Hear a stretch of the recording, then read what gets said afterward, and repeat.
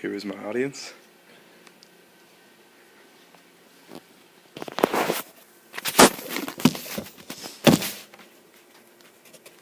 Hi, my name is Borgmann, and my speech is on Marshall Mathers, also known as Eminem. The truth is, you don't know what is going to happen tomorrow. Life is a crazy ride, and nothing is guaranteed. Eminem is an American rapper, record producer, and actor known as one of the most controversial and best-selling artists of the early 21st century. Marshall Mathers is one of the most interesting and inspirational people in this world, whether it is his early life or his music career. Marshall had no success in his early life. He had little in the start of his career, and he is now known as one of the best rappers of all time. According to an article from Biography.com written on January 12, 2016, Eminem was born as Marshall Bruce Mathers III on October 17, 1972, in St. Joseph's, Missouri. He never knew his father, Marshall Mathers Jr., who abandoned the family when Eminem was still an infant, and he rebuffed all of his son's many attempts to contact him during his childhood. As a result, his mother, Deborah Mathers, raised Eminem. She never managed to hold down a job for more than several months at a time, so they moved frequently between Missouri and Detroit, Michigan, spending large chunks of their time in housing projects. I would change schools 2-3 times a year, Eminem later recalled. That was probably the roughest part about it all. Eminem had been scathingly critical of the way his mother raised him. Through his song lyrics, he has publicly accused her of being addicted to prescription drugs as well as subjecting him to emotional and physical abuse.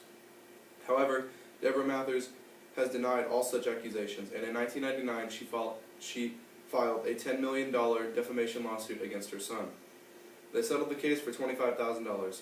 Eminem attended Lincoln High School in Warren, Michigan, where he failed the 9th grade 3 times and eventually dropped out at the age of 17. Despite being a poor student, Eminem had always had a deep affinity for language, devouring comic books, and even studying the dictionary. I found that no matter how bad I was at school, no matter how low my grades might have been at sometimes, I always was good at English. I just felt like I want to be able to have all of these words at my disposal in my vocabulary at all times whenever I need to pull them out, somewhere locked away.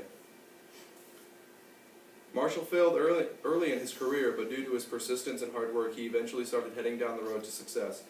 An article written on November 27, 2016, named Eminem Biography from TimeToast.com, says that in 1996, Eminem released his first studio album, Infinite, under Web Entertainment. The album sold about 1,000 copies and failed to rank on the national charts. After signing a contract with Interscope Records and Aftermath Entertainment, the rapper released his sophomore album, called the Slim Shady LP in 1999, and reached the #2 spot on the Billboard 200. It received 4 platinum certifications in the United States from the RIAA. In the same year, the rapper, along with manager Paul Rosenberg, founded the imprint label Shady Records. In the subsequent year, Eminem released his 3rd studio album, the Marshall Mathers LP, which sold 1.76 million copies in its first week of distribution, breaking records for the fastest-selling hip-hop album of all time and the fastest-selling solo album in the United States.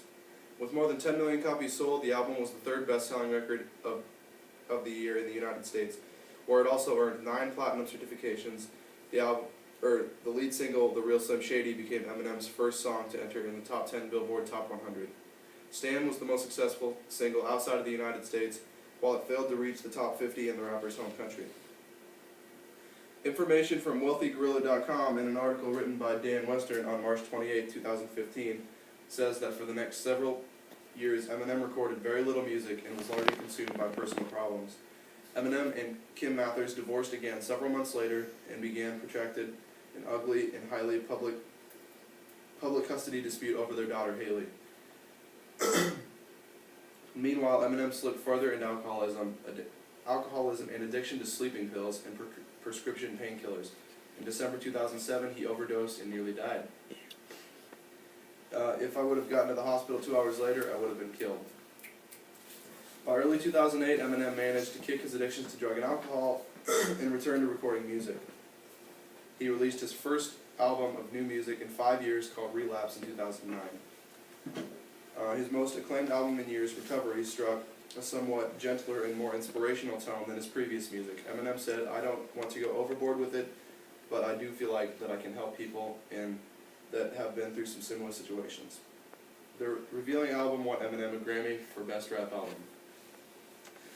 Eminem is most undoubtedly one of the most acclaimed rappers in genre's brief history as much as any other individual artist. He is responsible for rap's transformation into a mainstream music genre over the past decade, and after 10 years and seven albums, the rapper who shocked, appalled, and fascinated the music world with the unbridled rage of his youthful music is reinventing himself as a mature artist. Marshall Mathers is one of the most influential people to me. He's a role model to many, and even though he had failure in his early career, he never gave up and is now one of the greatest rappers of all time.